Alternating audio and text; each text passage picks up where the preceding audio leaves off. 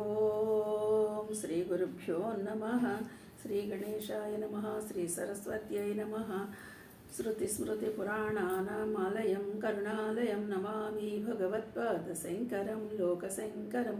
నారాయణం నమస్కృత్య నరం చైవ నరోత్తమం దేవీం సరస్వతీం వ్యాసం తతో జయముదీరయేత్. హరి ఓం. 7వ అధ్యాయము 30వ శ్లోకం. ఓం శ్రీకృష్ణ పరబ్రహ్మణే నమః. శ్రీమద్భగవద్గీత అదః 7మోऽధ్యాయః జ్ఞాన విజ్ఞానయోగః. 30వ శ్లోకం, లాస్ట్ శ్లోకం. సాధిభూతాధిదైవం మాం సాధియజ్ఞం చ ఏ విదుః ప్రయాణకాలేపి చ మాం తే విద్యుర్యుక్తశ్చేతసః.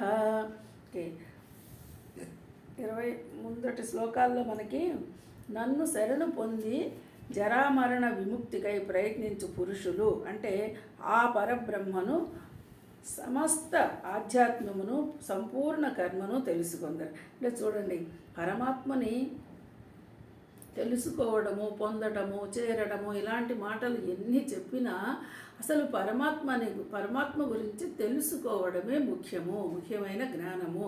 అంటే ఇప్పుడు పరమాత్మ గురించి తెలుసుకున్నావు, నీవు ఎక్కడ తెలుసుకున్నావు, ఎలా తెలుసుకున్నావు అంటే మనం గడిచిన 6 అధ్యాయాల్లో మనకి చెప్పిన విషయం అదే. ఇప్పుడు 7వ అధ్యాయంలో స్పష్టంగా చెప్పారు, పరమాత్మ నీవే, నీ చైతన్యం, నీలోని చైతన్యమే పరమాత్మ. ఇది యావత్ సృష్టి అంతా వ్యాపించి ఉన్నది. ఈ విధంగా అర్థం చేసుకోగలిగితే, అలా అర్థం చేసుకున్న వాళ్ళు ఎలా ఉంటారు? ఆధ్యాత్మను అంటే సంపూర్ణ కర్మను తెలుసుకున్న వాళ్ళు అవుతారు. ఆధ్యాత్మికం అంటే ఇది పరమాత్మ, నేనే పరమాత్మని అని తెలుసుకోగలుగుతారు. సంపూర్ణ కర్మ అంటే ఇంకా మనం చేస్తున్నది కూడా పూర్ణంగా పరమాత్మ సమర్పణ భావంతోనే చేస్తున్నామని తెలుసుకుంటారు.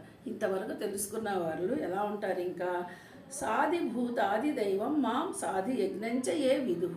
అంటే ఏ పురుషులు ఈ ఆదిభూత ఆది దైవములని అధి యజ్ఞముతో కూడిన అందరినీ ఆత్మరూపుడై ఉన్న నన్నుగా తెలుసుకున్నారు.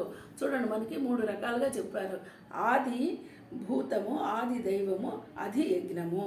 అంటే ఇప్పుడు సర్వప్రాణులు, భూతాలంటే సర్వప్రాణులు, ఆది దైవము అంటే ఈ ప్రాణులను నడిపిస్తున్నటువంటి పరమాత్మ, అధి యజ్ఞము అంటే నువ్వు చేస్తున్నటువంటి కర్మకాండకి సంబంధించిన పని. అంటే ఇక్కడెక్కడ జీవుడు, దేవుడు, ప్రకృతి వీటికి సంబంధించి 3 రకాలుగా తెలుసుకున్నవాడు ఆత్మరూపుడైన నన్ను. అంటే ఇప్పుడు నేను ఎలా ఉన్నాను అనుకున్నాడు? అన్ని భూతాలలో ఉన్నది నేనే, అంతటా వ్యాపించి ఉన్నది నేనే. అంటే అది నీవై తెలుసుకుంటున్నావు, నీవై నేనున్నాను. అంటే ఇక్కడ చూడండి, కొంచెం కష్టంగా లాస్ట్ శ్లోకం మనకు అర్థమవుతుంది. నీవే నేను, నేనే నీవు. అంటే పరమాత్మ ఇక్కడ మనకి స్పష్టంగా చెప్తున్నారు, నీలోని చైతన్యం ఏదైతే ఉందో అది నువ్వు పరమాత్మగా గుర్తించగలిగావు కాబట్టి ఇంకా నీకు నాకు భేదము లేదు, ఒకటే అన్న భావన మనకి చూపిస్తున్నారు. ఇలా తెలుసుకున్న వాళ్ళు ఇంకా నన్ను పొందటము ఎలా జరుగుతుంది? నన్ను పొందటము ఎలా జరుగుతుంది? ఇక్కడ మనకి 8వ అధ్యాయంలో చెప్పబోయే విషయము అక్షర పరబ్రహ్మయోగం అని చెప్తున్నారు. అయితే ఇక్కడ ఆ పరమాత్మని నువ్వు చేరాలి, పరమాత్మకి నాకు భేదం లేదని తెలియాలి. అలా తెలియడానికి ఇప్పుడు చూడండి, ఇప్పుడు ప్రయాణ కాలంలోనైనా ఇంకా అయిపోయింది, నువ్వు తెలుసుకున్నావు. ఈ తెలుసుకునేటప్పుడైనా ఇప్పటి వరకు తెలుసుకున్న దారి, తెలుసుకోని దారి రెండూ నీకు అర్థమయ్యి ఉంటే ఇప్పటి వరకు తెలుసుకున్న దారిలో నువ్వు ప్రయాణం చేస్తే నన్ను చేరతావు అని చెప్తున్నాడు. ఇక్కడ అలా వెళ్ళడానికి కారణం ఎలా చెప్తున్నారు?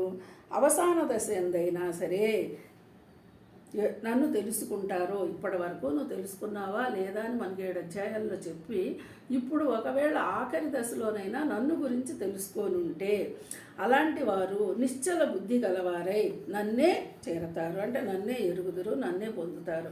ఇక్కడ చూడండి, కొంచెము మనము ఇంకా మళ్ళీ నన్నే పొందుతారు, నన్నే చేరతారు అని చెప్తున్నాడు కదా 7వ అధ్యాయంలో. అంటే ఇప్పటి వరకు మనం తెలుసుకున్నది పరమాత్మని మాత్రం గుర్తించగలిగాము, అది నేనే అని ఇంకా గుర్తింపుకు నువ్వు పొందలేకపోతున్నావు. దాన్ని పొందడం కోసమే మనకి 8వ అధ్యాయంలో చెప్పబోతూ ఉన్నారు. అందుకని ఎప్పటిదాకా ఎన్ని ఎన్ని జన్మలు ఎత్తామో తెలియదు, ఇంకెన్ని జన్మలు ఎత్తుదామో తెలియదు అని మాట చెప్పుకున్నట్టుగానే ఇప్పుడు ఇప్పటి వరకు ఈ జన్మలో ఇప్పటి వరకు నన్ను గురించి ఏం ఆలోచించావు, నన్ను గురించి ఏం తెలుసుకున్నావు, అసలు నేను ఎవరినైనా నువ్వు గుర్తించగలిగావా అని పరమాత్మ ప్రశ్న వేస్తే జవాబు ఏం చెప్తున్నాడు ఇక్కడ జీవుడు?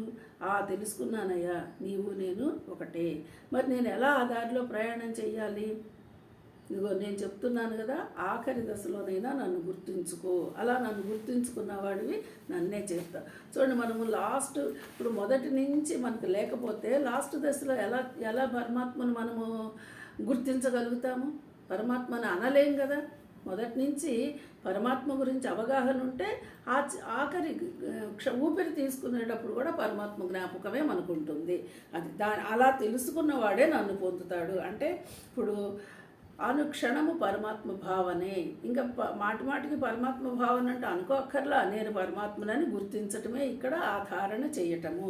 అలా చేసిన వాళ్ళు నన్ను పొందుతారయ్యా అంటూ మనకి 7వ అధ్యాయాన్ని ముగిస్తున్నారు.